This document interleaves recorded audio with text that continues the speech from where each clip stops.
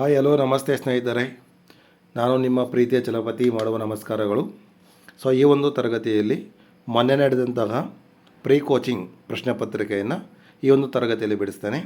ದಯವಿಟ್ಟು ಈ ಒಂದು ವಿಡಿಯೋವನ್ನು ಸಂಪೂರ್ಣವಾಗಿ ನೋಡಿ, ನಿಮಗೆ ಸಾಕಷ್ಟು ಮಾಹಿತಿ ಬರುತ್ತೆ ಅಂತಕ್ಕಂಥದ್ದು ಈ ಸಮಯದಲ್ಲಿ ಹೇಳಲಿಕ್ಕೆ ಇಚ್ಛೆ ಪಡ್ತೇನೆ.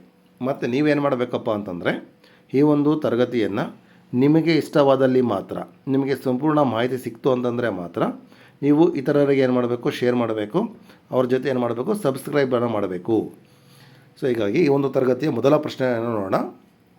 ಭಾರತೀಯ ನೌಕಾಪಡೆ ಇತ್ತೀಚೆಗೆ INSV ಕೌಂಡಿಲ್ಯವನ್ನು ಸೇರ್ಪಡೆಗೊಳಿಸಿದೆ. ಇದಕ್ಕೆ ಸಂಬಂಧಿಸಿದಂತೆ ಕೆಳಕಂಡ ಹೇಳಿಕೆಗಳನ್ನು ಪರಿಗಣಿಸಿ. ನೋಡಿ, ನಿಮ್ಗೆ ಇನ್ನೊಂದು ಪಾಯಿಂಟ್ ಗೊತ್ತಿರಬೇಕಿಲ್ಲಿ.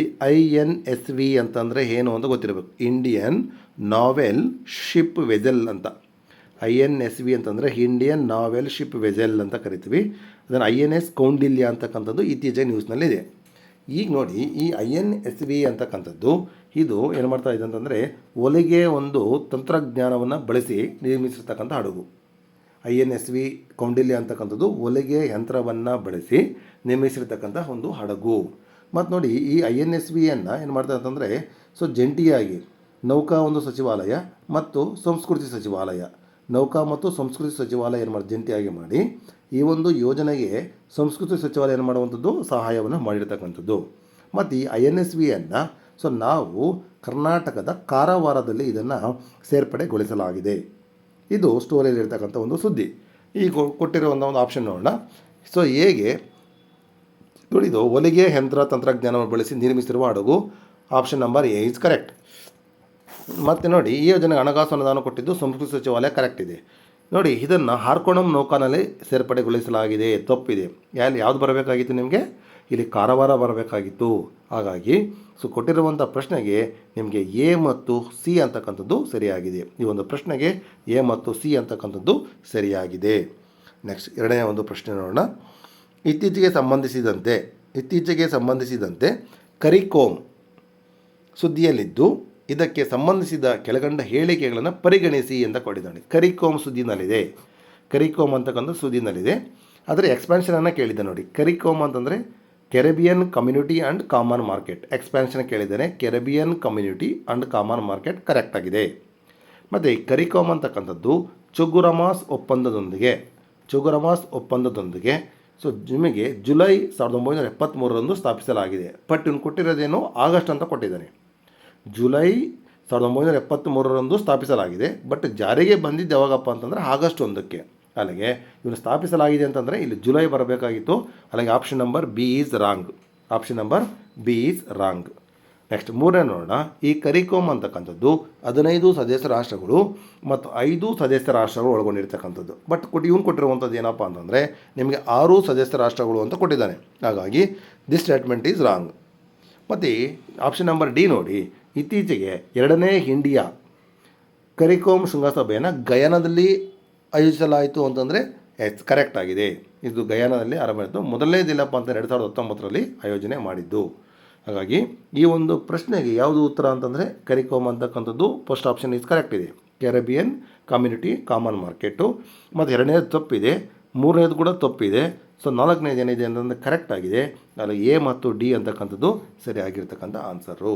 ನೋಡಿ, ಕರಿಕೋಮ್ ಅಂತಕ್ಕಂಥದ್ದು ಪ್ರಮುಖವಾಗಿ 7 ಒಂದು ಸೆಕ್ಟರ್ಸ್ ಮೇಲೆ ಏನು ಮಾಡುವಂಥದ್ದು ಫೋಕಸ್ ಮಾಡುತ್ತೆ. ಸಿ ಅಂತಂದರೆ ಕೆಪಾಸಿಟಿ, ಎ ಅಂತಂದರೆ ಅಗ್ರಿಕಲ್ಚರ್ ಆ್ಯಂಡ್ ಫುಡ್ ಸೆಕ್ಯೂರಿಟಿ ಮೇಲೆ ಫೋಕಸ್ ಮಾಡುತ್ತೆ, ಆರ್ ಅಂತಂದರೆ ರಿನ್ಯೂವಬಲ್ ಎನರ್ಜಿ ಮೇಲೆ ಫೋಕಸ್ ಮಾಡುತ್ತೆ, ಐ ಅಂತಂದರೆ ಇನ್ನೋವೇಷನ್ ಟೆಕ್ನಾಲಜಿ ಮೇಲೆ ಫೋಕಸ್ ಮಾಡುತ್ತೆ, ಸಿ ಅಂತಂದರೆ ಕಲ್ಚರ್ ಮೇಲೆ ಫೋಕಸ್ ಮಾಡುತ್ತೆ, ಓ ಅಂತಂದರೆ ಓಸಿನ್ ಎನರ್ಜಿ ಮೇಲೆ ಫೋಕಸ್ ಮಾಡುತ್ತೆ, ಎಮ್ ಅಂತಂದರೆ ಮೆಡಿಸಿನ್ ಆ್ಯಂಡ್ ಹೆಲ್ತ್ ಕೇರ್ ಮೇಲೆ ಫೋಕಸ್ ಮಾಡುತ್ತೆ. ಒಟ್ಟಾರೆ ಇವೆಲ್ಲ ಫೋಕಸ್ ಆಯಿತು ಅಂತ ತಿಳ್ಕೊಳ್ಳಿ, ನಮಗೆ SDG ಅಂತಕ್ಕಂಥದ್ದು ಬೇಗನೆ ಏನು ಮಾಡ್ತೀವಿ, ಗುರಿಯನ್ನು ಮುಟ್ತೀವಿ. ಹೀಗಾಗಿ ಕರಿಕೋಮ್ ಅಂತಕ್ಕಂಥದ್ದು ಯಾಕೆ ಸುದ್ದಿನಲ್ಲಿದೆ ಅಂತಕ್ಕಂಥದ್ದು ಕೂಡ ನಿಮಗೆ ಈಗ ಗೊತ್ತಾಯಿತು. ನೆಕ್ಸ್ಟ್ ನೋಡಿ, ಮೂರನೇ ಈ ಒಂದು ಪ್ರಶ್ನೆಗೆ ಆಪ್ಷನ್ ನಂಬರ್ 2ನೇ ಒಂದು ಪ್ರಶ್ನೆಗೆ ಸರಿಯಾದ ಉತ್ತರ ಆಪ್ಷನ್ ನಂಬರ್ 3 ಎ ಮತ್ತು D is right answer. Next ನೋಡಿ, ನೆಕ್ಸ್ಟ್ ಪ್ರಶ್ನೆ. ಅಂತಾರಾಷ್ಟ್ರೀಯ ಸೋಲಾರ್ ಅಲಿಯನ್ಸ್ಗೆ ಸಂಬಂಧಪಟ್ಟಂತೆ ಕೆಳಗಿನ ಹೇಳಿಕೆಗಳನ್ನು ಪರಿಗಣಿಸಿ. ಆ ಒಂದು ಕ್ವಶನನ್ನು ಸೆಳೆಗಿಡಿ ನೋಡೋಣ. ನೋಡಿ, ನಿಮ್ಗೆ ಗೊತ್ತಿರಬೇಕು ISA ಅಂತಂದ್ರೆ ಗೊತ್ತಿರಬೇಕು. ISA ಅಂತಂದರೆ ಇಂಟರ್ನ್ಯಾಷನಲ್ ಸೋಲಾರ್ ಅಲಿಯನ್ಸ್. ನೋಡಿ, ಈ ಕಾನ್ಸೆಪ್ಟ್ ಯಾವಾಗ ಹುಟ್ಕೊಂತಪ್ಪ ಅಂತಂದರೆ 2015ರಲ್ಲಿ ಈ ಕಾನ್ಸೆಪ್ಟ್ ಹುಟ್ಕೊಂತು.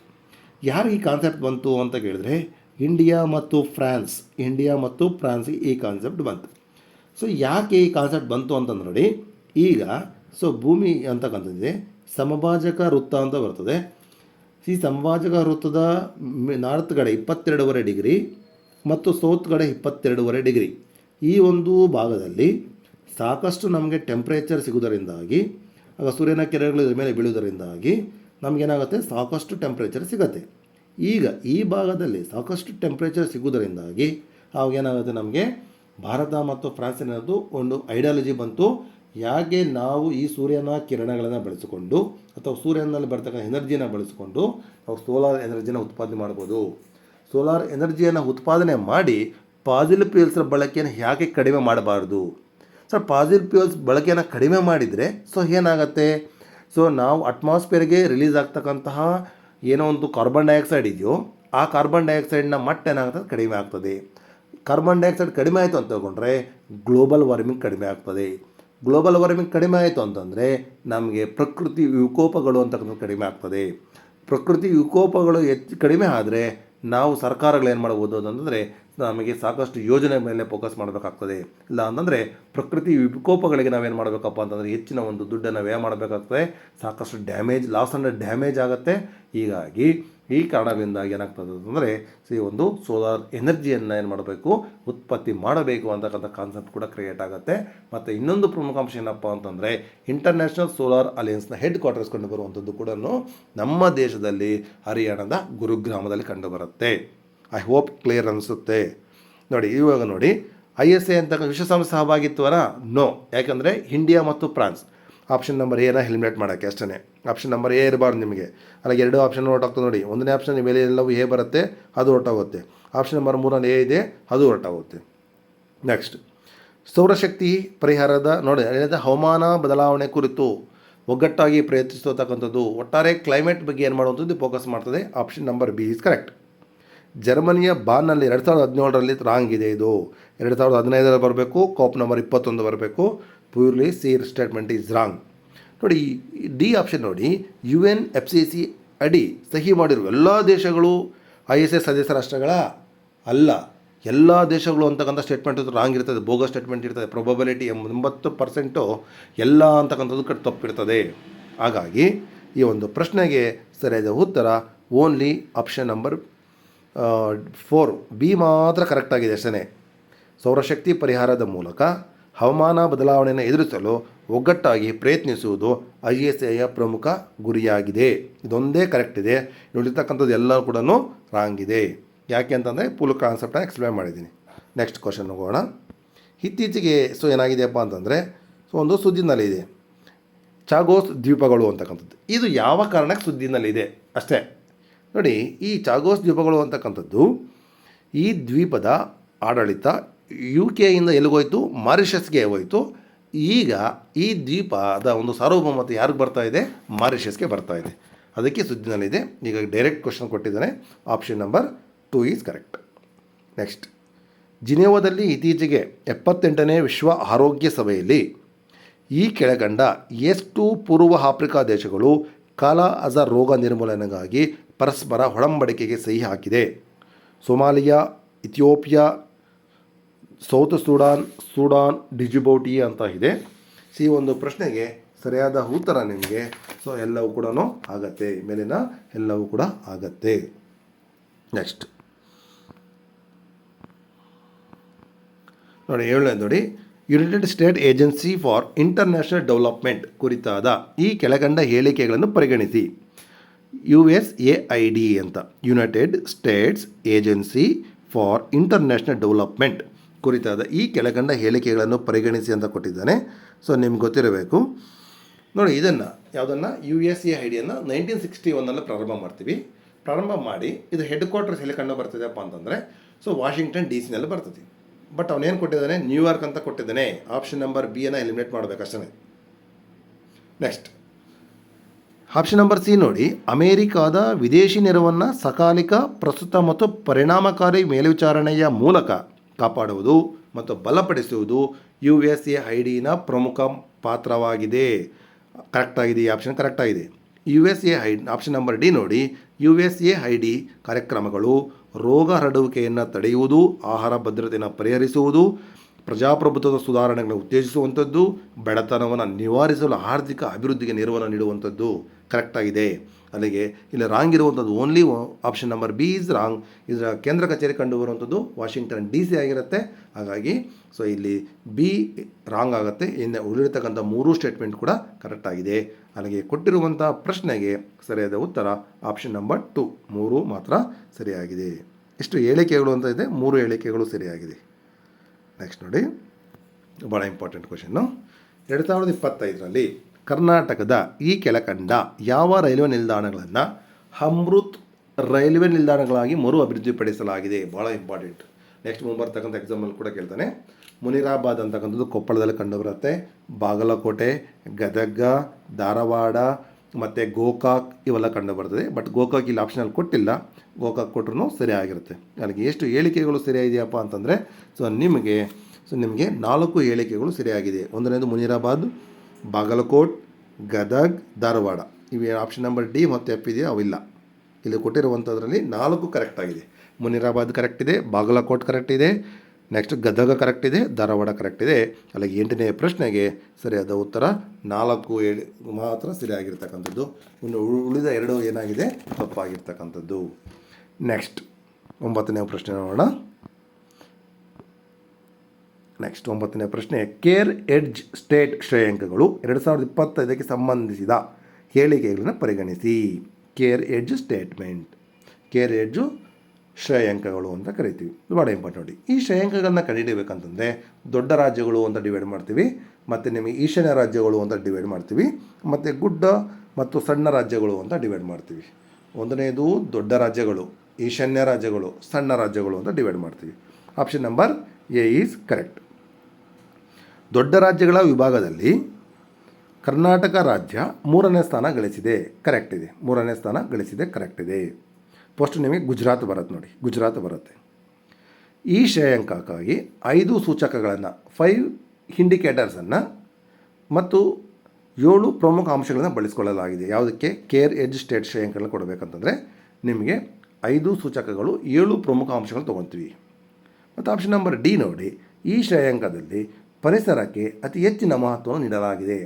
7ಕ್ಕೂ ಪ್ರಮುಖ ಒಂದು ಇಂಪಾರ್ಟೆಂಟೇ ಪ್ರಮುಖ ಅಂಶಗಳು ಅಂತಕ್ಕಂಥದ್ದು. ಬಟ್ ಈ ಸ್ಪೆಸಿಫಿಕ್ಕಾಗಿ ಅವನು ಏನು ಮಾಡಿದ್ದಾನಪ್ಪ ಅಂತಂದರೆ ಇಲ್ಲಿ ಪರಿಸರಕ್ಕೆ ಅಂತ ಕೊಟ್ಟಿದ್ದಾನೆ, ಅದಕ್ಕೆ ತಪ್ಪು. 7ಕ್ಕೂ ಅತಿ ಹೆಚ್ಚು ಪ್ರಾಮುಖ್ಯತೆಯನ್ನು ಕೊಡಿದ್ವಿ, 1ಕ್ಕೆ ಪ್ರಾಮುಖ್ಯತೆ ಕೊಡಲ್ಲ. ಹೀಗಾಗಿ ಆಪ್ಷನ್ ನಂಬರ್ ಡಿ ರಾಂಗ್ ಇದೆ. ಇನ್ನು ಉಳಿರ್ತಕ್ಕಂಥದ್ದು 3 ಕರೆಕ್ಟ್ ಇದೆ. ಅಲ್ಲಿಗೆ ಎಷ್ಟು ಹೇಳಿಕೆಗಳು ಕರೆಕ್ಟ್ ಇದೆ? ಇದರಲ್ಲಿ 3 ಹೇಳಿಕೆಗಳು ಅಂತಕ್ಕಂಥ ಕರೆಕ್ಟ್ ಇದೆ. ನೆಕ್ಸ್ಟ್ 10ನೇ ಪ್ರಶ್ನೆ ನೋಡೋಣ. ಇದು ಡೈರೆಕ್ಟ್ ಕ್ವಶನ್ನೇ ಬಂದಿದೆ. ಬಿ ಸ್ಮೈಲ್ ಎಂದರೆ ಏನು ಅಂತಕ್ಕಂಥದ್ದು. ಇತ್ತೀಚೆಗೆ ಕರ್ನಾಟಕ ಸರ್ಕಾರ ತೊಗೊಂಬಂದಿರ್ತಕ್ಕಂಥದ್ದು ಬಿ ಸ್ಮೈಲ್. ಇದು ಬೆಂಗಳೂರಿನಲ್ಲಿ ಬೃಹತ್ ಟಿಕೆಟ್ ಮೂಲಸೌಕರ್ಯ ಯೋಜನೆಗಳನ್ನು ಅನುಷ್ಠಾನಗೊಳಿಸುವ ಉದ್ದೇಶಕ್ಕೆ ಮೀಸಲಾದ ಸ್ಪೆಷಲ್ ಪರ್ಪಸ್ ವೆಹಿಕಲ್ ಆಗಿದೆ. ಕರೆಕ್ಟ್ ಇದೆ, ಇದು ಕರೆಕ್ಟ್ ಸ್ಟೇಟ್ಮೆಂಟ್. ನೋಡೋಣ ಏನೋ ಕೊಟ್ಟಿದೆ. ಬೆಂಗಳೂರು ಶಿಶು ಮರಣ ದರ ತಗ್ಗಿಸಲು ತಪ್ಪದು. ಬೆಂಗಳೂರು ನಿವಾಸಿಗಳಲ್ಲಿ ಬಾಯಿಯ ಸ್ವಚ್ಛತೆ ದೊಡ್ಡ ಬೋಗಸ್ ಸ್ಟೇಟ್ಮೆಂಟು. ಆಪ್ಷನ್ ನಂಬರ್ 4 ನೋಡಿ, ಬೆಂಗಳೂರಲ್ಲಿ ವಾಸಿಸುವ ಗರ್ಭಿಣಿಯರು ಸ್ನೋ ಅವೆಲ್ಲನೂ ತಪ್ಪಿದೆ. ಮತ್ತು ಇನ್ನೊಂದೇನಪ್ಪ ಅಂತಂದರೆ ನಿಮಗೇನೂ ಗೊತ್ತಿಲ್ಲದೆ ಅಂತಕ್ಕಂಥ ಪಕ್ಷದಲ್ಲಿ ನಿಮಗೆ ಏನಾಗುತ್ತೆ ಅಂದರೆ 3 ರಿಲೇಟೆಡ್ ಇದ್ದು ಇನ್ನೊಂದು ಏನಾದರೂ ಡಿಫ್ರೆಂಟ್ ಆಗಿತ್ತು ಅಂತಂದರೆ ನೀವು ಪ್ರೊಬಬಿಲಿಟಿ ಅದನ್ನೇ ಚೂಸ್ ಮಾಡಿ. 3 ಒಂದೇ ಥರ ಇರ್ತದೆ, ಇನ್ನೊಂದು ಮಾತ್ರ ಡಿಫ್ರೆಂಟ್ ಆಗಿರ್ತದೆ. ಅಂಥದಕ್ಕೆ ನೀವು ಹೆಚ್ಚಿನ ಪ್ರಾಮುಖ್ಯತೆಯನ್ನು ಕೊಟ್ಟರೆ ನಿಮಗೆ ಕರೆಕ್ಟ್ ಆಗತಕ್ಕಂಥ ಪಾಸಿಬಿಲಿಟೀಸು ಜಾಸ್ತಿ ಇರ್ತದೆ ಅಂತಕ್ಕಂಥದ್ದು ನನ್ನ ಹೋಪ್ ಅಷ್ಟೇ. ನೆಕ್ಸ್ಟ್ 11ನೇ ನೋಡಿ, Karnataka platform based gig workers bill 2024ಗೆ ಸಂಬಂಧಿಸಿದಂತೆ ಈ ಕೆಳಕಂಡ ಹೇಳಿಕೆಗಳು ಯಾವುದು ತಪ್ಪಿದೆ ಅಂತಕ್ಕಂಥದ್ದು ಹೇಳಬೇಕಾಗುತ್ತೆ ನೋಡಿ. ನಿಮಗೆ ಈ ಕ್ವಶನ್ ನೋಡೋಕ್ಕೆ ಮುಂಚಿತವಾಗಿ ಗಿಗ್ ವರ್ಕರ್ಸ್ ಅಂತಾರೆ ಯಾರು ಅಂತ ಗೊತ್ತಿರಬೇಕು ನೋಡಿ. ಗಿಗ್ ವರ್ಕರ್ಸರಿಗೆ ಯಾವುದೇ ರೀತಿ ಏನಾಗಿರ್ತದೆ, ಒಂದು ಪ್ಲಾಟ್ಫಾರಮ್ ಇರುವುದಿಲ್ಲ, ಮತ್ತು ಗಿಗ್ ವರ್ಕರ್ಸರಿಗೆ ಸಾಮಾಜಿಕ ಭದ್ರತೆ ಇರುವುದಿಲ್ಲ, ಮತ್ತು ಗಿಗ್ ವರ್ಕರ್ಸ್ಗೆ ಯಾವುದೇ ESI PF ಅಂಥ ESI ಸೌಲಭ್ಯಗಳು ಕಂಡು ಬರುವುದಿಲ್ಲ. ಹಾಗಾಗಿ ನಾವು ಅಂಥವ್ರು ಏನು ಮಾಡ್ತೀವಿ, ಗಿಗ್ ವರ್ಕರ್ಸ್ ಅಂತ ಕರಿತೀವಿ. ಈಗ ನಮ್ಮ ಕರ್ನಾಟಕ ಏನು ಮಾಡಿದೆ ಅಂದರೆ ಗಿಗ್ ವರ್ಕರ್ಸ್ಗೂ ಸಹ ಸಾಮಾಜಿಕ ಭದ್ರತೆ ಒದಗಿಸ್ಕೊಡ್ಬೇಕು ಅಂಥೇಳಿ ಒಂದು ಅಮೆಂಡ್ಮೆಂಟನ್ನು ಏನು ಮಾಡುವಂಥದ್ದು ತೊಗೊಂಬಂದಿರ್ತಕ್ಕಂಥದ್ದು. ಹೀಗಾಗಿ ಈ ಅಮೆಂಡ್ಮೆಂಟ್ಗಳಲ್ಲಿ ಯಾವುದು ತಪ್ಪು ಅಂತ ಹೇಳಬೇಕು ಅಷ್ಟೇ. ಇದು ನೋಡಿ, ಪ್ಲಾಟ್ಫಾರಮ್ ಆಧಾರದ ಗಿಗ್ ವರ್ಕರ್ಗಳ ಹಕ್ಕುಗಳನ್ನು ರಕ್ಷಿಸಲು ಪ್ರಯತ್ನಿಸಲಾಗಿದೆ. ಕರೆಕ್ಟ್ ಅಲ್ವಾ? ಮೊದಲು ಏನಾಗ್ತದೆ, ಅವ್ರ ಸಮಾಜಕ್ಕೆ ಭದ್ರತೆ ಇರಲಿಲ್ಲ, ಈಗ ಅವ್ರ ಹಕ್ಕುಗಳನ್ನು ರಕ್ಷಣೆ ಮಾಡಲಿಕ್ಕಾಗಿ ಈ ಒಂದು ಬಿಲ್ಲನ್ನು ತೊಗೊಂಬಂದಿದ್ವಿ. ಆಬ್ವಿಯಸ್ಲಿ ಕರೆಕ್ಟ್ ಇದೆ. ಈ ಮಸೂದೆ ಸಾಮಾಜಿಕ ಭದ್ರತೆ, ವೃತ್ತಿಗೆ ಸಂಬಂಧಿಸಿದಂತೆ ಆರೋಗ್ಯ ಮತ್ತು ಸುರಕ್ಷತೆ ಹೊಣೆಗಾರಿಕೆಯನ್ನು ಸೇವಾದೇವರ ಮೇಲೆ ನಿಗದಿಪಡಿಸುತ್ತದೆ. ಕರೆಕ್ಟ್. ಈ ಕಾಯ್ದೆ ಜಾರಿಗೆ ಬಂದ ದಿನಾಂಕದಿಂದ 60 ದಿನಗಳ ಒಳಗಾಗಿ ಏನು ಮಾಡಬೇಕು, ನೀವು ಮಂಡಳಿ ನೋಂದಾಯಿಸಬೇಕು ಅಂತ ಇದೆ. ಇಲ್ಲಿ 45 ಡೇಸ್ ಬರಬೇಕು. 60 ಡೇಸ್ ಅಂತಕ್ಕಂಥ ತಪ್ಪಿದೆ, 45 ಡೇಸ್ ಬರಬೇಕು. ನೀವು ಒಂದು ವೇಳೆ ಏನಾದರೂ ಈ ಕಾಯ್ದೆ ಜಾರಿಗೆ ತರದೇ ಇದ್ದರೆ ನಿಮಗೆ ಪನಿಷ್ಮೆಂಟ್ ಕೊಡ್ತೀವಿ, ನಿಮಗೆ ಜೈಲು ಶಿಕ್ಷೆ ಕೂಡ ಹಾಕ್ತೀವಿ. ಮೊದಲಿಗೆ 5,000ದಿಂದ 1,00,000ದವರೆಗೂ ನಿಮ್ಗೆ ಏನು ಮಾಡ್ತಾರೆ, ಶಿಕ್ಷೆ ಅಥವಾ ಫೈನ್ ಹಾಕುವಂಥದ್ದು. ಆದಾಗಿ ನೀವು ಮತ್ತೆ ಮಾಡಿದೆ ಅಂತಂದರೆ ದಿನಕ್ಕೆ 5,000 ರೂಪಾಯಿ ಫೈನ್ ಆಗುವಂಥದ್ದು. ಸೊ ಹೀಗೆ ಸಾಕಷ್ಟು ಒಂದು ಕಠಿಣ ಒಂದು ಶಿಕ್ಷೆಯನ್ನು ಏನು ಮಾಡುವಂಥದ್ದು ಈ ಬಿಲ್ನಲ್ಲಿ ಇಂಟ್ರಡ್ಯೂಸ್ ಮಾಡಿರ್ತಕ್ಕಂಥದ್ದು. ಯಾರ ರಕ್ಷಣೆಗಾಗಿ? ಗಿಗ್ ವರ್ಕರ್ಸ್ ರಕ್ಷಣೆಗಾಗಿ. ಗಿಗ್ ವರ್ಕರ್ಸ್ ಯಾರು ಅಂತಂತಂದರೆ ಯಾವುದೇ ರೀತಿ ಅವ್ರಿಗೆ ಪ್ಲಾಟ್ಫಾರ್ಮ್ ಇಲ್ಲದೆ ಇರ್ತಕ್ಕಂಥವ್ರು ಅಥವಾ VSS ಸೌಲಭ್ಯನ ಹೊಂದಿಲ್ಲದೆ ಇರ್ತಕ್ಕಂಥವ್ರು, ಅಂಥವ್ರಿಗೆ ಏನು ಮಾಡ್ತೀವಿ, ಸಾಮಾಜಿಕ ಭದ್ರತೆ ವಹಿಸಲಿಕ್ಕಾಗಿ ಕರ್ನಾಟಕ ಸರ್ಕಾರ ಈ ಒಂದು ಬಿಲ್ಲನ್ನು ಜಾರಿಗೆ ತಗೊಂಡು ಬಂತು. ಸರ್, ಹಾಗಾದರೆ ಗಿಗ್ ವರ್ಕರ್ಸ್ಗೆ ಈ ಥರ ಬಿಲ್ಲನ್ನು ಮೊದಲ ರಾಜ್ಯ ಯಾವುದು ಅಂತ ಕೇಳ್ತಾರೆ. ಸೊ ಮೊದಲ ರಾಜ್ಯ ಯಾವುದು ಅಂತಂದರೆ ನಿಮಗೆ ರಾಜಸ್ಥಾನ ಆಗಬೇಕು. ಸೆಕೆಂಡ್ ಪ್ಲೇಸ್ ಯಾವುದಿದೆ? ಕರ್ನಾಟಕ. ಸೆಕೆಂಡು ಅಮೆಂಡ್ಮೆಂಟ್ ತೊಗೊಂಬಂದಿದ್ದು ಕರ್ನಾಟಕ. ಈ ಥರ ಬಿಲ್ಲನ್ನು ಫಸ್ಟ್ ಇಂಟ್ರಡ್ಯೂಸ್ ಮಾಡಿದ್ದು ರಾಜಸ್ಥಾನ. ಹಾಗಾಗಿ ಫಸ್ಟ್ ಕೊಟ್ಟಿರುವಂಥ ಪ್ರಶ್ನೆಗೆ ಸರಿಯಾದ ಉತ್ತರ ಸರಿಯಾಗಿರಬೇಕು. ನಿಮಗೆ ಆಪ್ಷನ್ ನಂಬರ್ 3 ಅಂತಕ್ಕಂಥದ್ದು ಕರೆಕ್ಟಾಗಿರಬೇಕಾಗ್ತದೆ. ನೆಕ್ಸ್ಟ್ ನೋಡಿ, ಭಾರತ ವಿದೇಶಗಳೊಂದಿಗೆ ನಡೆಸತಕ್ಕಂತಹ ಮಿಲಿಟರಿ ಅಥವಾ ನೌಕಾ ಕವಾಯತಿಗೆ ಸಂಬಂಧಿಸಿದಂತೆ ಕೆಳಗಂಡ ಹೇಳಿಕೆಯನ್ನು ಪರಿಗಣಿಸಿ. ಭಾಳ ಇಂಪಾರ್ಟೆಂಟು. ಸಮರಾಭ್ಯಾಸಗಳು ಒಂದು ಕಡೆ ಕೊಡ್ತಾನೆ, ರಿಲೇಟೆಡ್ಡು ಯಾವ ದೇಶಕ್ಕೆ ಸಂಬಂಧಿಸಿದ ಒಂದು ಕಡೆ ಕೊಡ್ತಾನೆ. ಈಗ ನೋಡಿ, ವರ್ಣ ಸಮರಾಭ್ಯಾಸ ಅಂತ ಇದೆ. ವರ್ಣ ಸಮರಾಭ್ಯಾಸ ನಡೆಯುವಂಥದ್ದು ಫ್ರಾನ್ಸ್. ಹಾಗಾಗಿ ಈ ಒಂದು ಪ್ರಶ್ನೆ ನೋಡಿ, ಎಗೆ ಯಾವುದಿದೆ? 3 ಇದೆ. ಎಗೆ 2. ವರ್ಣ ಸಮರಾಭ್ಯಾಸ ಫ್ರಾನ್ಸ್ ಬರಬೇಕು. ಎಗೆ 2 ಇದೆ. ಎಗೆ ನೋಡಿ ಫಸ್ಟ್ ಆಪ್ಷನಲ್ಲಿ ನಿಮಗೆ 3 ಇದೆ, ಜಸ್ಟ್ ಎಲಿಮಿನೇಟ್ ಮಾಡೋಕ್ಕೆ. ನೆಕ್ಸ್ಟ್ ಆಪ್ಷನ್ ನಂಬರ್ 3ಅಲ್ಲಿ ನೋಡಿ ಎಗೆ 3 ಇದೆ, ಜಸ್ಟ್ ಎಲಿಮಿನೇಟ್ ಮಾಡೋಕ್ಕೆ. 4ಅಲ್ಲಿ ನೋಡಿ ಎಗೆ 3 ಇದೆ, ಎಲಿಮಿನೇಟ್ ಮಾಡೋಕ್ಕೆ. ಉಳ್ಕೊಂಡಿದ್ದೇನಿದೆ ನಿಮಗೆ 2. ಅದೇ ಕರೆಕ್ಟ್ ಆನ್ಸರ್ ಇರುತ್ತೆ. ಜಸ್ಟ್ ಲಾಜಿಕಲಿ ಅಪ್ಲೈ ಮಾಡಬೇಕಷ್ಟೇ. ಈಗ ನೀವು ಗೊತ್ತಿದ್ರೆ ನೋಡಿ, ವರ್ಣ ಸಮರಾಭ್ಯಾಸ ಫ್ರಾನ್ಸ್ ಇದೆ. ಬಿಗೆ ಏನಿದೆ? 3 ಇದೆ. ಸೈಕ್ಲೋನ್ ಅಂತಕ್ಕಂಥದ್ದು ಈಜಿಪ್ಟು. ಇಂದಿರಾ ಸಮರಾಭ್ಯಾಸ ರಷ್ಯಾ ಗೊತ್ತಿದೆ. ಧರ್ಮ ಗಾರ್ಡಿಯನ್ ನಿಮಗೆ ಯಾವುದು? ಜಪಾನ್ ಬರುತ್ತೆ. ಸೂರ್ಯ ಕಿರಣ್ ನೇಪಾಳ ಬರುತ್ತೆ. ಧರ್ಮ ಗಾರ್ಡಿಯನ್ ಜಪಾನ್ ಬರುತ್ತೆ. ವೀರ ಗಾರ್ಡಿಯನ್ ಜಪಾನ್ ಬರುತ್ತೆ. ಪಿಚ್ ಎಕ್ಸರ್ಸೈಸ್ ಆಸ್ಟ್ರೇಲಿಯಾ ಬರುತ್ತೆ. ಧರ್ಮ ಗಾರ್ಡಿಯನ್ ಜಪಾನ್ ಬರುತ್ತೆ. ನೆಕ್ಸ್ಟ್ ನ್ಯೂಮ್ಯಾಂಡಿಕ್ ಎಲಿಫೆಂಟಾ ಮಂಗೋಲಿಯಾ ಬರುತ್ತೆ.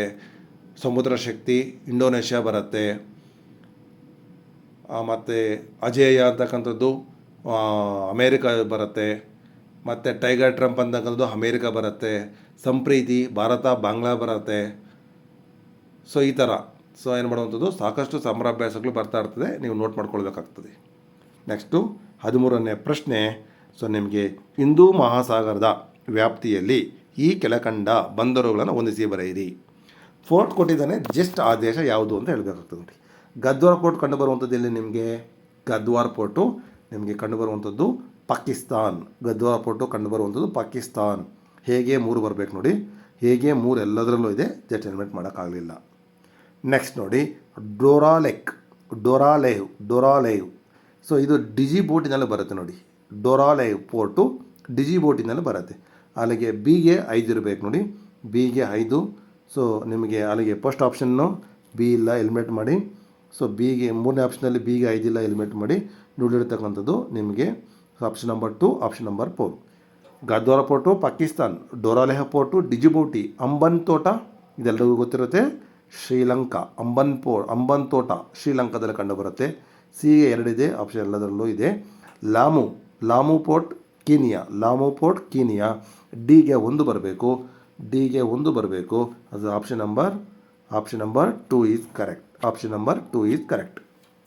ಜಸ್ಟ್ ನಿಮಗೆ ಫೋರ್ಟು ಯಾವ ದೇಶಕ್ಕೆ ಸಂಬಂಧಿಸಿದೆ? ಗದ್ವಾರ್ ಪೋರ್ಟ್ ಪಾಕಿಸ್ತಾನ್, ಡೊರಾಲೇವ್ ಪೋರ್ಟು ನಿಮಗೆ ಡಿಜಿಬೂಟಿ ಬರಬೇಕು, ಅಂಬನ್ ತೋಟ ಶ್ರೀಲಂಕಾ ಬರಬೇಕು, ಲಾಮು ಫೋರ್ಟು ಕೀನ್ಯಾ ಬರಬೇಕು, ಪಾಯರಾ ಪೋರ್ಟು ಅಂತಕ್ಕಂಥದ್ದು ನಿಮಗೆ ಬಾಂಗ್ಲಾದೇಶ ಬರಬೇಕು. ಹಾಗಾಗಿ ಇದು ಕೊಟ್ಟಿರತಕ್ಕಂಥ ಪ್ರಶ್ನೆಗೆ ಸರಿಯಾದ ಉತ್ತರ option number 2 is right answer. Next ನೋಡಿ, ಜುಲೈ 2025ರಲ್ಲಿ ಡಿಫೆನ್ಸ್ ಎಲೆಕ್ಟ್ರಾನಿಕ್ಸ್ ಅಪ್ಲಿಕೇಶನ್ ಎಂದು ಲ್ಯಾಬೊರೇಟರಿ ಎರಡೂ ಸುಧಾರಿತ ಸಂವಹನ ವ್ಯವಸ್ಥೆಗಳ ಮೈದಾನ ಪರೀಕ್ಷೆಯನ್ನು ಯಶಸ್ವಿಯಾಗಿ ಈ ಕೆಳಗಿನ ಯಾವ ಸಾಧನೆ ನಡೆಸುತ್ತಂದರೆ Joshimath Uttarakhand. Option number 4 is correct. Joshimath Uttarakhand. Next ನೋಡಿ, ಜೂನ್ 18, 2025 ನಿಧನರಾದ ಪ್ರಸಿದ್ಧ ಪರಿಸರ ಶಾಸ್ತ್ರಜ್ಞ, ಲೇಖಕರು ಮತ್ತು ಪದ್ಮಶ್ರೀ ಪ್ರಶಸ್ತಿ ಪುರಸ್ಕೃತರಾಗಿದ್ದ ಮಾರುತಿ ಚಿತ್ತಂಪಲ್ಲಿ ಇಂಪಾರ್ಟೆಂಟ್ ನೋಡಿ, ಏನೆಂದು ಪ್ರಸಿದ್ಧರಾಗಿದ್ದರು ನೋಡಿ. ವೃಕ್ಷ ರಕ್ಷಕ ಅಂತೆ, ಅರಣ್ಯ ಋಷಿ ಅಂತೆ, ವನ ಸಾಧು ಅಂತೆ, ವನ ಬಂಧು ಅಂತ ನೋಡಿ. ಎಲ್ಲ ರಿಲೇಟೆಡೇ ಇದೆ. ನಮ್ಮ ಎಕ್ಸಾಮ್ನಲ್ಲಿ ಕನ್ಫ್ಯೂಸ್ ಆಗುತ್ತೆ. ಹಾಗಾಗಿ ನಮ್ಗೆ ಕ್ಲಿಯರ್ ಕಟ್ಟಾಗಿ ಗೊತ್ತಿರಬೇಕು. ಒಂದು ವರ್ಡ್ ಬಂತು ಅಂತಂದರೆ ಅರಣ್ಯ ಋಷಿ ಅಂತ ಕರೀತಾ ಇದ್ವಿ. ಯಾರನ್ನ? ಮಾರುತಿ ಚಿತ್ತಂಪಲ್ಲಿ ಏನಾಗಿದ್ರು ಅವರು? ಪರಿಸರ ಶಾಸ್ತ್ರಜ್ಞರಾಗಿದ್ದರು, ಲೇಖಕರಾಗಿದ್ದರು, ಪದ್ಮಶ್ರೀ ಪ್ರಶಸ್ತಿ ಪುರಸ್ಕೃತರಾಗಿದ್ದರು. ಹಾಗಾಗಿ ಇವರನ್ನು ನಾವು ಏನು ಮಾಡ್ತೀವಿ? ಅರಣ್ಯ ಋಷಿ ಅಂತ ಕರೀತಾ ಇದ್ವಿ.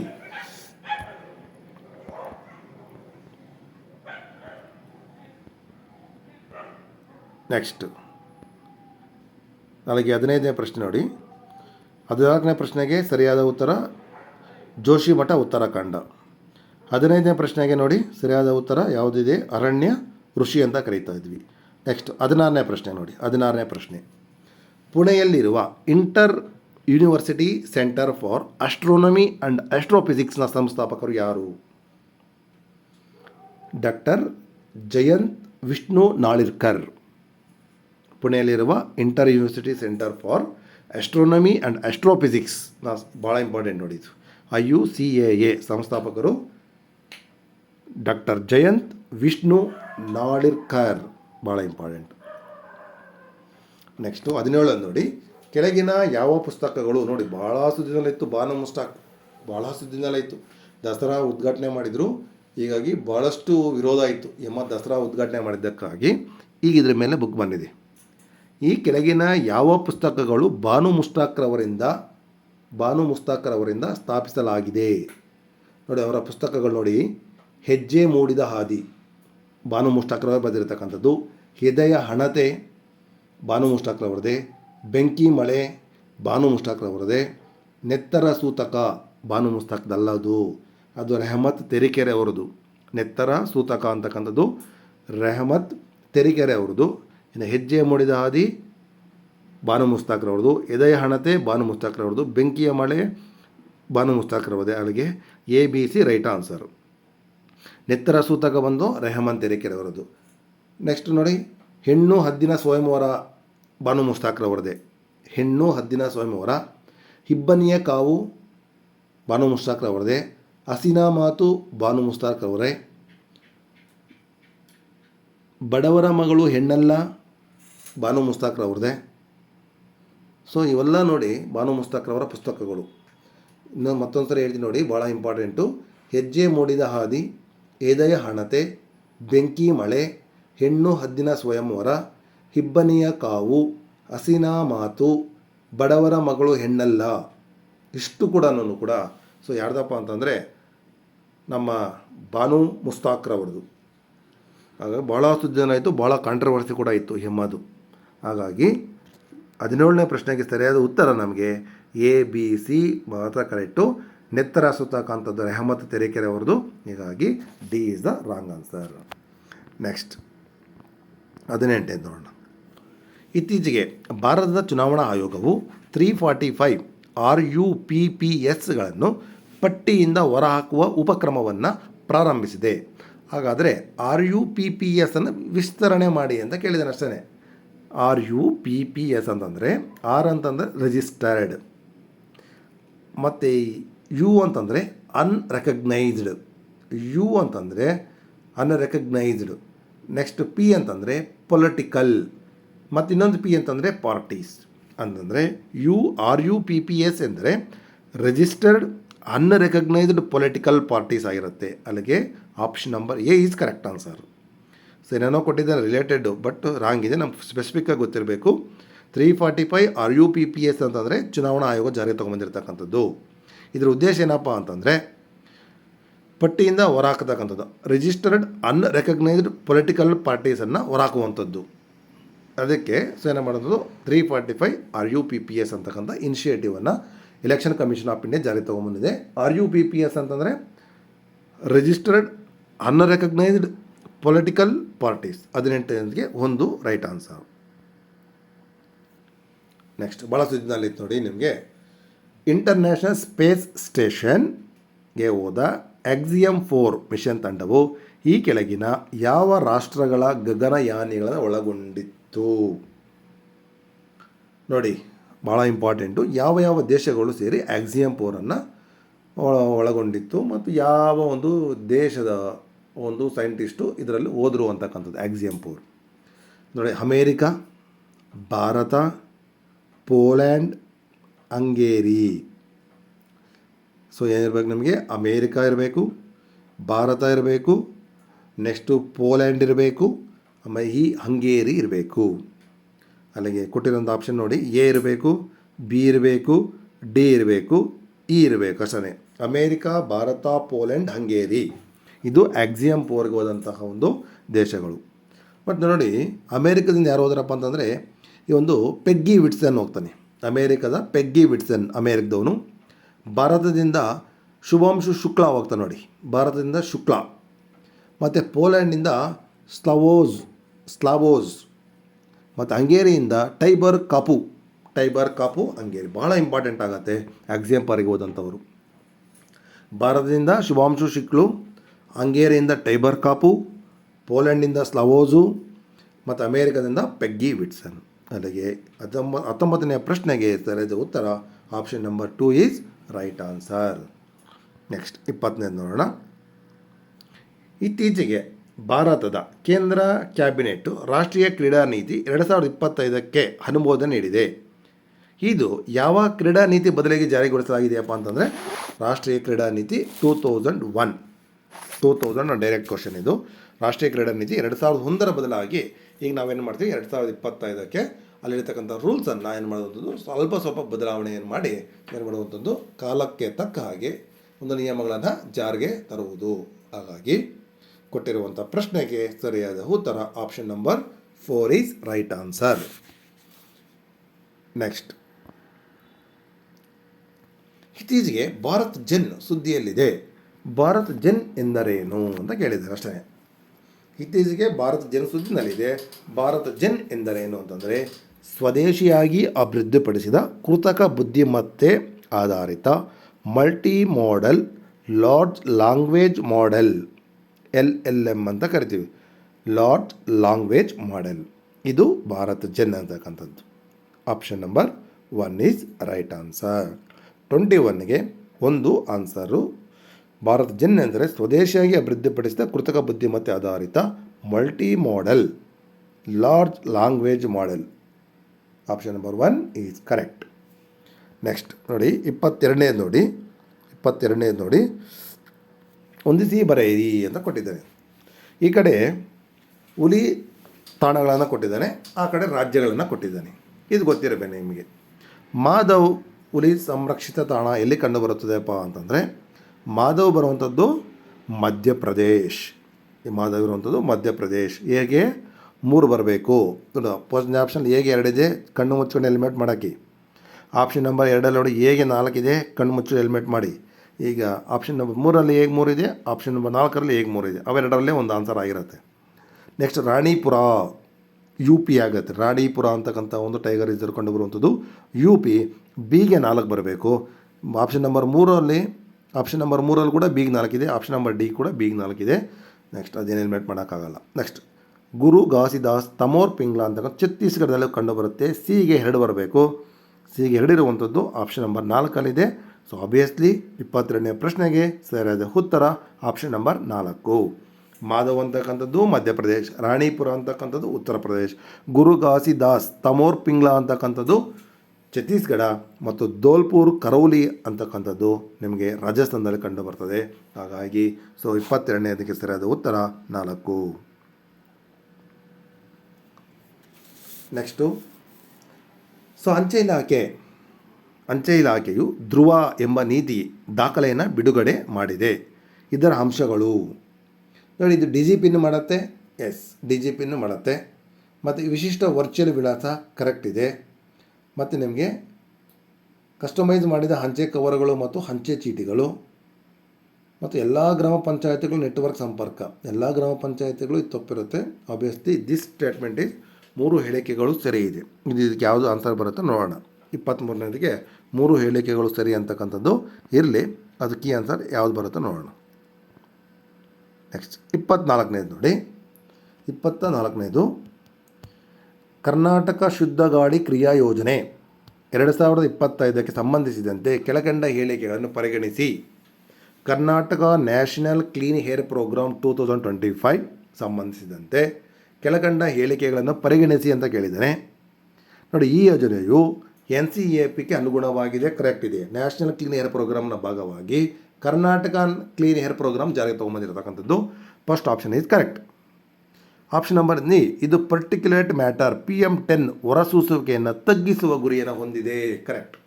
PM10 ಅಂತಕ್ಕಂಥದ್ದನ್ನು ತಗ್ಗಿಸ್ತಕ್ಕಂಥ ಒಂದು ಗುರಿ ಇದೆ ನಮ್ಮಲ್ಲಿ.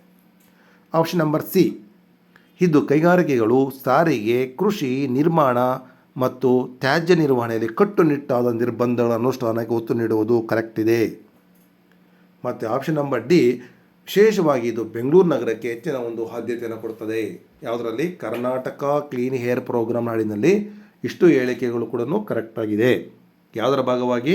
ನ್ಯಾಷನಲ್ ಕ್ಲೀನ್ ಏರ್ ಪ್ರೋಗ್ರಾಮ್ನ ಭಾಗವಾಗಿ ಕರ್ನಾಟಕ ಕ್ಲೀನ್ ಏರ್ ಪ್ರೋಗ್ರಾಮನ್ನು ಜಾರಿಗೆ ತೊಗೊಂಬಂದಿರತಕ್ಕಂಥದ್ದು. ಹಾಗಾಗಿ ಎಲ್ಲ ಹೇಳಿಕೆಗಳು ಕೂಡ ಸರಿಯಾಗಿದೆ. 24ನೇಗೆ ಮೇಲಿನ ಎಲ್ಲವೂ right answer. Next 25, reserve bank of India ಇತ್ತೀಚೆಗೆ ಪಾವತಿ ನಿಯಂತ್ರಣ ಮಂಡಳಿ PRBಯನ್ನು ಸ್ಥಾಪಿಸಿದೆ. ಇದಕ್ಕೆ ಸಂಬಂಧಿಸಿದಂತೆ ಈ ಕೆಳಕಂಡ ಹೇಳಿಕೆಗಳನ್ನು ಪರಿಗಣಿಸಿ. ಎಷ್ಟು ಹೇಳಿಕೆಗಳು ಸರಿಯಾಗಿವೆ ಅಂತಕ್ಕಂಥದ್ದು. ಸೊ ನೋಡಿ, ಇದರಲ್ಲಿ ಪಾವತಿ ನಿಯಂತ್ರಣಾ ಮಂಡಳಿ PRB ಪ್ರಸ್ತುತವಿರುವ ಪಾವತಿ ಮತ್ತು ಇತ್ಯರ್ಥ ವ್ಯವಸ್ಥೆ ನಿಯಂತ್ರಣ ಮೇಲ್ವಿಸ್ತಾರ ಮಂಡಳಿಗೆ BPSS ಬದಲಾಗಿ ಕಾರ್ಯನಿರ್ವಹಿಸುತ್ತದೆ. ಆಬ್ವಿಯಸ್ಲಿ ಕರೆಕ್ಟ್ ಇದೆ. BPSSನ ಬದಲಾಗಿ PRB ಈಗ ಕಾರ್ಯನಿರ್ವಹಣೆ ಮಾಡ್ತಾಯಿದೆ ಮತ್ತು ಇದರಲ್ಲಿ 5 ಜನ ಸದಸ್ಯರನ್ನ ಒಳಗೊಂಡಿದೆ. ಇದು ಏನಾಗಿದೆ? ತಪ್ಪಿದೆ. ಇದು 5 ಜನ ಸದಸ್ಯರಲ್ಲ, 6 ಜನ ಸದಸ್ಯರನ್ನ ಒಳಗೊಂಡಿರ್ತಕ್ಕಂಥದ್ದು. ಯಾವುದು? PRB ಮಂಡಳಿ. ಮತ್ತು ಇದಕ್ಕೆ RBIನ ಗವರ್ನರ್ ಅಂತಕ್ಕಂಥವನು ಮುಖ್ಯಸ್ಥನಾಗಿರುತ್ತಾನೆ ಅಂತಂದರೆ the chairperson of RBI. Correct answer. ಇದು ಪಾವತಿ ಇತ್ಯರ್ಥ ವ್ಯವಸ್ಥೆ, ಮಾಹಿತಿ ತಂತ್ರಜ್ಞಾನ, ಕಾನೂನು ಕ್ಷೇತ್ರ ಅಭಿವೃದ್ಧಿ ವ್ಯಕ್ತಿಗಳು PRB ಕಾಯಂ ಅಥವಾ ಹಡಾಕ್ ಆಹ್ವಾನಿತರಿಗೆ ಆಹ್ವಾನಿಸಬಹುದು. ಕರೆಕ್ಟ್ ಇದೆ. ಸಾಮಾನ್ಯವಾಗಿ ಇದು ಕನಿಷ್ಠ ಎಷ್ಟು ತಿಂಗಳಿಗೊಮ್ಮೆ? 3 ತಿಂಗಳಿಗೊಮ್ಮೆ ಸಭೆಯನ್ನು ಸೇರಬೇಕು ಅಂತಕ್ಕಂಥದ್ದು ತಪ್ಪಿದೆ. ಸೊ ಇದೇನಾಗಬೇಕು ನಮಗೆ? ವರ್ಷಕ್ಕೆ 2 ಬಾರಿ. ವರ್ಷಕ್ಕೆ 2 ಬಾರಿ ಅಂತಂದರೆ 6 ತಿಂಗಳಿಗೊಮ್ಮೆ ಸೇರಬೇಕು. ಅಲ್ಲಿ ಕೊಟ್ಟಿರ್ತಕ್ಕಂಥ ಪ್ರಶ್ನೆಗೆ ಸೊ ಏನಾಗಿರ್ತದೆ ನಿಮಗೆ? 3 ಹೇಳಿಕೆಗಳು ಸರಿಯಾಗಿವೆ. 3 ಹೇಳಿಕೆಗಳು ಸರಿಯಾಗಿದೆ. ಯಾಕಂದರೆ 5 ಜನ ಸದಸ್ಯರು ಬರಬಾರ್ದಲ್ಲಿ 6 ಜನ ಸದಸ್ಯರು ಬರಬೇಕು. ಸಾಮಾನ್ಯವಾಗಿ ಕನಿಷ್ಠಕ್ಕೆ 3 ತಿಂಗಳಿಗೊಮ್ಮೆ ಅಂತ ಇದೆ.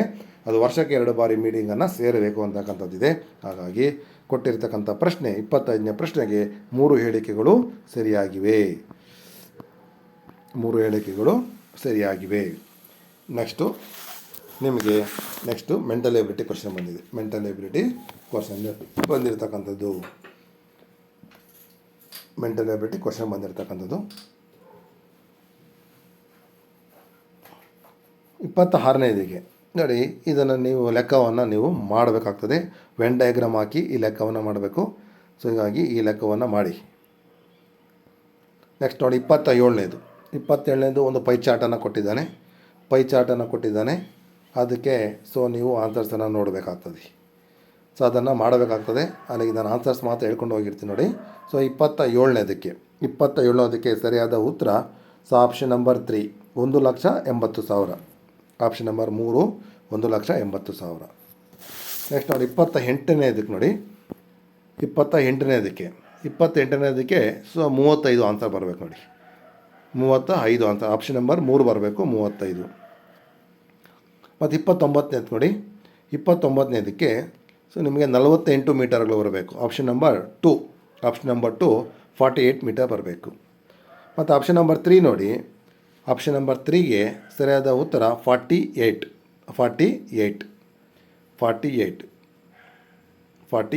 ಭಾಳ ಸಿಂಪಲ್ ಇದೆ. ಪ್ರಾಬ್ಲಮ್ಸನ್ನು ಬಿಡಿಸ್ಬೇಕು.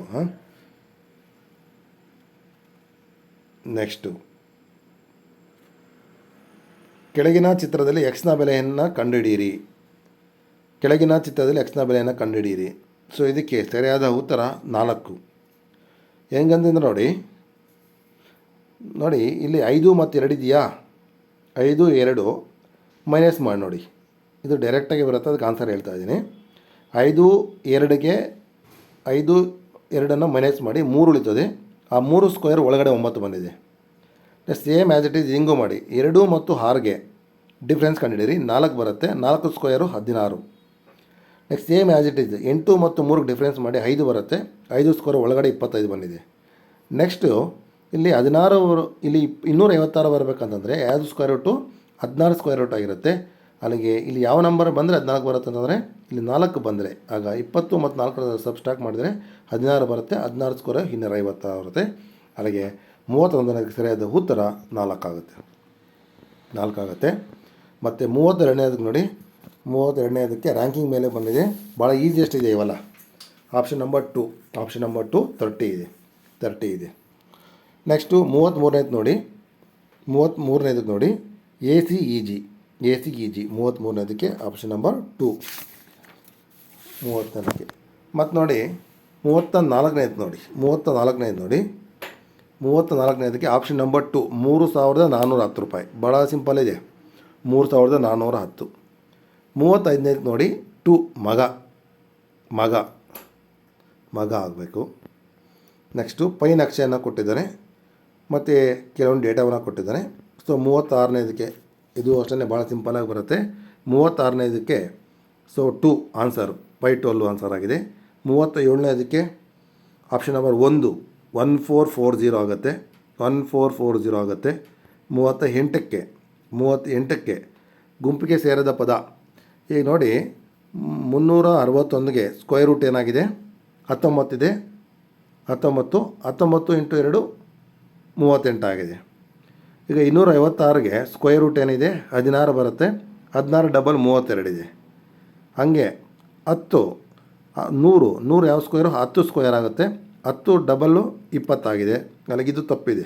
38ನೇದಕ್ಕೆ 4 ಸರಿಯಾದ ಉತ್ತರ. ನೆಕ್ಸ್ಟು 39ನೇದು ನೋಡಿ, ಹಾಗೆ 39ನೇದು ನೋಡಿ. ಸೊ ನಿಮಗೆ 2 ಬರಬೇಕು. y² = xz ಬರಬೇಕು. y² = xz ಬರಬೇಕು. ನೆಕ್ಸ್ಟ್ 40ನೇದಕ್ಕೆ ನೋಡಿ, 40ನೇದಕ್ಕೆ ಸೊ ನಿಮಗೆ 8 ಬರಬೇಕು ಆನ್ಸರು. 40ನೇದಕ್ಕೆ ನಿಮಗೆ 8 ಬರಬೇಕು. ಮತ್ತು 41ನೇದಕ್ಕೆ ನೋಡಿ, 41ನೇದಕ್ಕೆ ನಿಮಗೆ 90 ಬರಬೇಕು. ಆಪ್ಷನ್ ನಂಬರ್ 4 90 ಬರಬೇಕು. ಮತ್ತು 42 INMO ಪ್ರತಿಬಿಂಬ ಈ ಕೆಳಗಿನಂತಿರುತ್ತದೆ. ಸೊ ನಿಮಗೆ ಆಪ್ಷನ್ ನಂಬರ್ 1 ಬರಬೇಕು. ಜಸ್ಟ್ ಏನಿಲ್ಲ, ಆ ಪೇಪರ್ ಮೇಲೆ ಅದನ್ನು ಗಟ್ಟಿಯಾಗಿ ಬರೆದುಬಿಡಿ, ಗಟ್ಟಿಯಾಗಿ ಪ್ರೆಸ್ ಮಾಡಿ ಹಿಂದಕ್ಕೆ ತಿರ್ಸಿ ನೋಡಿ, ಅದೇ ಮಿರರ್ ಇಮೇಜ್ ಆಗಿರುತ್ತೆ. ಅಸಿಗೆ 1ನೇದು ಬರಬೇಕು. ನೆಕ್ಸ್ಟ್ 43ನೇದು ನೋಡಿ 11 ಆಪ್ಷನ್ ನಂಬರ್ 4. ಎಷ್ಟು ಚೌಕಗಳಿದೆ ಅಂತ ಕಂಡುಹಿಡಬೇಕು. 11 ಚೌಕಗಳು ಕಂಡುಬರ್ತದೆ. 11 ಚೌಕಗಳು ಕಂಡುಬರುತ್ತೆ. ನೆಕ್ಸ್ಟ್ 44 ನೋಡಿ, 44ಗೆ 45 ನಿಮಿಷಗಳ ಆನ್ಸರ್ ಬರಬೇಕು. 44ಗೆ 2:45 ಬರಬೇಕು. ನೆಕ್ಸ್ಟ್ ನೋಡಿ 45ಕ್ಕೆ ನಿಮಗೆ 5 ಬರಬೇಕು. ಆಪ್ಷನ್ ನಂಬರ್ 3 5 ಬರಬೇಕು. ಮತ್ತು 46ಗೆ ನೋಡಿ, 46ಗೆ ಸೊ 8 ಅಂದರೆ 16 ಅಂತೆ, 10 ಅಂದರೆ 20 ಅಂತೆ, 13 ಅಂದರೆ 26 ಅಂತೆ, 17 ಎಂದರೆ ಸಂಕೇತ ಏನಾಗುತ್ತೆ, ಇದೇನಾಗಿದೆ 8 2 16, 10 2 20, 13 26, 17 34, 46ಕ್ಕೆ ಸೊ ಆಪ್ಷನ್ ನಂಬರ್ 3 34 ಆಗಬೇಕು. ಮತ್ತು 47ಕ್ಕೆ ನಿಮಗೆ ಆಪ್ಷನ್ ನಂಬರ್ 2 ಆಗಬೇಕು. ನೆಕ್ಸ್ಟು 48ಕ್ಕೆ ಸೊ ನಿಮಗೆ ಸೊ ಇದು ಬಾದ್ಮಾಸ್ ರೂಲ್ ಬಂದಿದೆ. ಸೊ ನೀವು ಅದನ್ನು ನನಗೆ ಕಾಮೆಂಟಲ್ಲೇ ಮಾಡಿ. 49ಕ್ಕೆ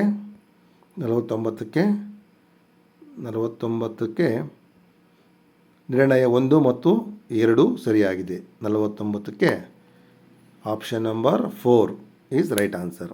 ಮತ್ತು 50ಕ್ಕೆ ನೋಡಿ, 50ಕ್ಕೆ ಆಪ್ಷನ್ ನಂಬರ್ ಕಮೆಂಟ್ ಮಾಡ್ತೀರಾ? ಕಮೆಂಟ್ ಮಾಡಿ. 50ನೇದಕ್ಕೆ ಕಮೆಂಟ್ ಮಾಡಿ. ಸೊ ಇಷ್ಟು ಮೊದಲ ಒಂದು 50 ಪ್ರಶ್ನೆಗಳಾಗಿದೆ. ಮುಂದಿನ 50 ಪ್ರಶ್ನೆಗಳನ್ನು ಮಾಡ್ತೇನೆ.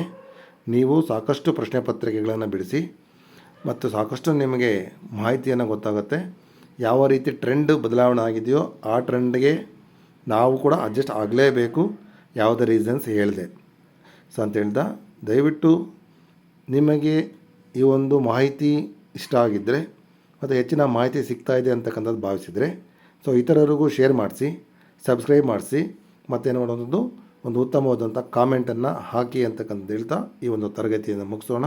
Thank you so much.